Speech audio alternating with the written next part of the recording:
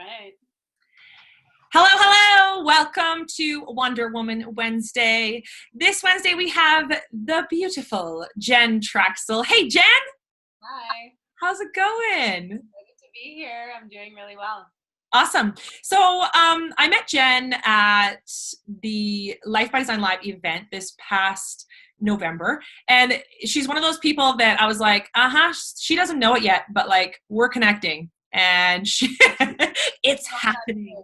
And we made it happen. We got to have breakfast together and have a visit and just get to know each other a little bit better. And I really enjoyed being in your presence, Jen. So it was very easy for me to choose you as a Wonder Woman. I love what you're doing. So yeah, tell our listeners a little bit about what you're doing in the world. So I run my company called the Intuitive Mermaid, and it's very ocean energy, nature oriented, little bit spiritual as well. But I actually live in landlocked Alberta where there is no ocean, but I still consider myself a mermaid. And I actually help mainly women who are kind of just going through the motions of life day by day, not feeling a lot of purpose, not a lot of passion, going to a job that they don't necessarily like, but they feel they need to. And so I'm kind of there to help them think more from here down as opposed to here up, because I was kind of caught on that same path where, you get out of high school, you find a job, you go to school, you kind of get on that track. And as I did that, I realized that I wasn't doing what I really wanted to do, and I was following somebody else's version of, I guess, success or fulfillment. So I did all the right things. I ended up feeling really empty. And I see that a lot in today's day and age with so many people, is like they're going to school, they're getting married, they're in these careers, but they just feel sucked completely dry. And I actually was a police officer for just under 5 years, and I really wanted to help people. That was kind of that's always been, and it's still today. And at that time I felt very drawn to it, just because of the challenge of being able to be on the front lines, and being there for people when they're at their worst. But what I realized in that career was I wasn't taking care of myself. So I was completely depleted in terms of my self-care, mental health-wise. It was very hard to find balance. And I also found when I was seeing all of these things in society that is kind of behind closed doors that we don't realize, like we know it's happening, but I just didn't realize how much it was happening and how serious it was. And I, as an officer in that position, was only band-aiding the situations. So it was like I go in, I deal with it, and then I move on to the next call. So I could never really get into depth with people in the way that I wanted to. And I also felt that way within myself. And what led me on this mermaid journey was I gifted myself a like half-month holiday, or it was actually a retreat. You have to fly to Fort Lauderdale, and then from Fort Lauderdale you take a 9-seater tiny little airplane hopper flight to this fingernail island. You know what? I looked it up on Wikipedia. They don't even call it an island. It's a peninsula. So it's literally like a tiny little fingernail. If you looked on a map of an island, you can walk from tip to tip in about 20 minutes, and across it's about a 2-minute walk. So it's really, really small, but it's a really good place to kind of get yourself away from the busyness of life. And that was something I really needed. And I also have always been so drawn to the ocean and nature, and especially dolphins.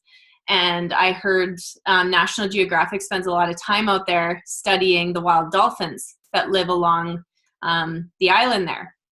And so I spent half a month going on the boat, immersing myself in meditation, yoga, eating healthy food. The Wi-Fi was like very shoddy. You could barely get on. So you're kind of forced to face yourself. And I also had the opportunity to really connect with the dolphins, and there was no enticement with them. It was, I would almost ask myself, like, who is going to see who? Because there were times where the dolphins would be swimming towards us as we're coming out on the boat away from the island. And so we would just kind of go into the water and allow ourselves intuitively to connect with them. So there was no feeding, there was no touching, nothing like that. But these wild animals would simply choose to be there with us and to come so close that they would look you in the eyes. And it was just this surreal experience that I had. And it took me about a week, but I finally settled down. And I didn't realize how much stress I was actually under until I had an opportunity to fully get away from my life and relax. And that was when I realized that everything I had built up until that point, in terms of my long-term relationship, my career, a lot of the things that I had worked towards, in my heart, it was like my intuition was clear in that moment. And I knew that everything that I had worked so hard for wasn't really what I wanted. And I thought, I'm at that point where they say you're supposed to be happy, but I wasn't. I was empty inside. And so I knew I was going to have to go home and make some big changes. And that's where the Intuitive Mermaid was born, was because the mermaid to me represents somebody who's willing to explore the depths of their heart and soul. It's kind of like the same feeling of fear, when you know that something, you need to make a change or you need to do something, but to actually do it is so scary. And so I kind of visualized myself being like on the beach, looking out at the ocean, and it's so vast and so big and deep, and it's scary because you don't really know what's under the surface.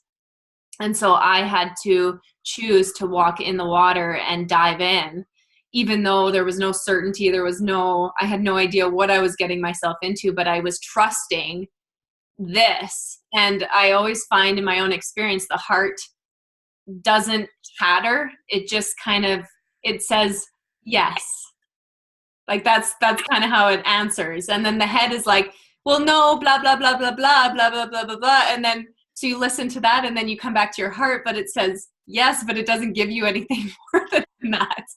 And I think that's why it's so difficult for us to listen to it, because we're used to listening to our head that has so many reasons and so many different insights that we think is the right way. But deep down, there's this knowing that's beyond words. It's almost a feeling. And I've been following that journey ever since I left Bimini back in 2013. And I ended up, my first step was leaving my 5-year relationship, which was one of the most difficult things I had to do. But it was also one of the best things I did, because I spent a lot of time by myself, reconnecting with who I truly am and taking the time for self-care every day. And then I knew I had to leave the police force, but that actually took another 2 years for me to build up the courage to do that, especially because I worked so hard to get there. And I was in a solid career. I had it all. I was going to have the pension, the good pay, early 20s, making really good money, full benefits, like basically taken care of for life. But it came with a price, a really big price, and a lot of sacrifice. And so over that sorry, go ahead. It's like this, I often find, and especially with clients, that there's this magical place that people think that once you get there, then everything's just going to be as it needs to be. Absolutely. And, having to remind people, there isn't a magical place that you're going. Like, if you think that, anybody has hit that magical place and they've just, that's the ultimate goal of life, it's not real. No. And it's like that destination mentality. Yeah. And I've learned that many times over, is it's really about the journey. You never stop growing and you never stop learning. And even now, the path that I'm on, leaving behind the police force, I have to keep checking in every single day, because I am living on a path that isn't certain or isn't safe necessarily, but it's so worth it. And I have absolutely no regrets since then, but it hasn't been easy either. And I think there's this idea out there that, oh, when you follow your heart and you follow your dreams, everything's going to fall into place and it's going to be wonderful. And I say it feels amazing, but it's tough.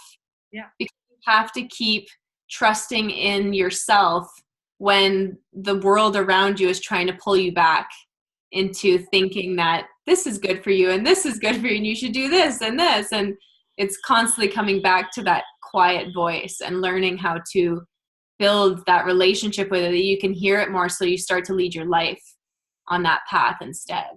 Yeah, I love that. Yeah. So what are you doing now? I see a lot of your Instagram posts of you with animals. Oh, tell me about this. So when I left the police force, I actually had been volunteering at the zoo in my city for about 5 years.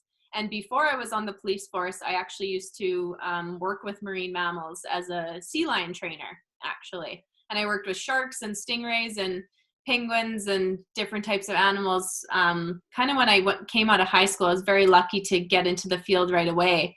And I left that behind when I went into the police force and just did volunteering. But this is what I mean about following your heart, is when you leap, things happen, doors open. And that's exactly what happened. Was the zoo doesn't hire very often. It's a very difficult field to get into, and they just happened to be looking for a part-timer. And it was perfect for me because I wanted to build my business, but I also wanted to have something on the side that would assist me as well.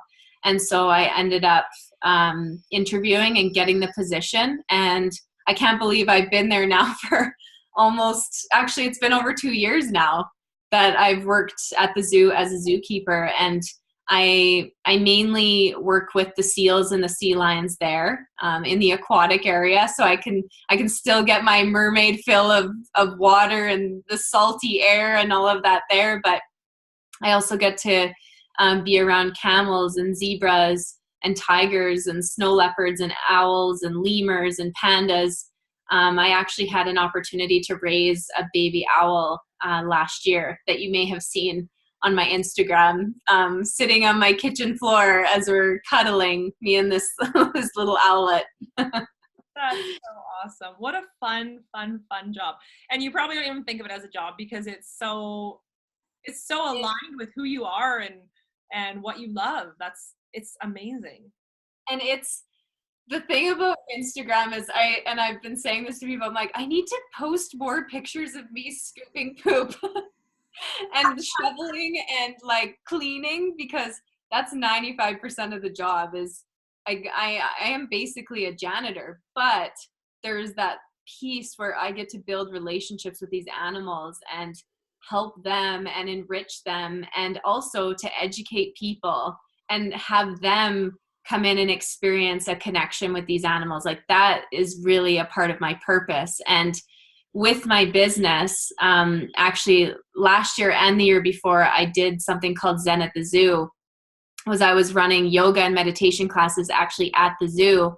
And it was in a room where it was a big glass window, the whole wall where the otters swim. So we could do our yoga flow and have the otters watching us the whole time. And then a zookeeper would come. So one of my colleagues would come after class and bring an animal into the room so people could actually have a connection experience with one of the different animals that we had. And then I also every month I'm donating a portion either to the Valley Zoo Development Society that goes to the building of new enclosures, the revitalization of the zoo, and also to other animal organizations like the Pacific Whale Foundation. They do a lot of research for whales and dolphins in Hawaii, different islands in the south. And then there's also animal rescue societies within my city that I'm always giving to. And I want to continue to contribute on a bigger grand scale. Like, that's really part of my vision as I move forward, is always contributing in some way to animals and bringing that connection to animals and nature within my work. Wow. That's awesome. Yeah.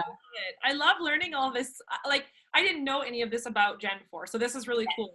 I mean, I knew some of it, but not all of it. And we actually have a mutual friend that I grew up with, and it's so funny. It's so funny how our worlds, Synchronistic. yeah.